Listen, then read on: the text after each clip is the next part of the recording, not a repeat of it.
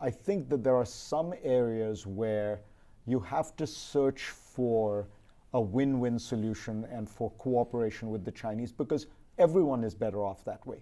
Trade is a perfect example. The Chinese do cheat on trade, and they are protectionist on trade. By the way, so are we. The United States, Europe have massive agricultural subsidies, for example.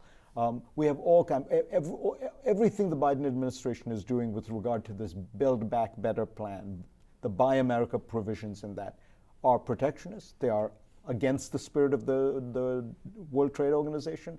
They would probably be found in violation if somebody brought them, So there's a very good tally of this, and it points out in the last 20 years, the U.S. has put in place more protectionist measures than any country in the world, very much including China. China is not even second. I think it's Brazil, India, then maybe China is seventh.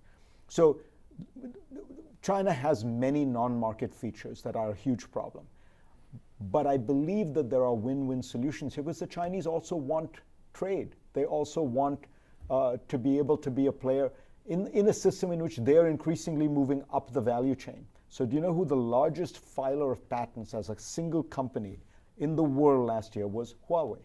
So China is now getting to the point where it doesn't want intellectual property stolen, because it's generating a lot of intellectual property. So there's that whole bunch of areas where there are real disagreements. The obvious thing to do is for the US, Europe, and Japan to get together, come up with a common negotiating position and push hard with the Chinese.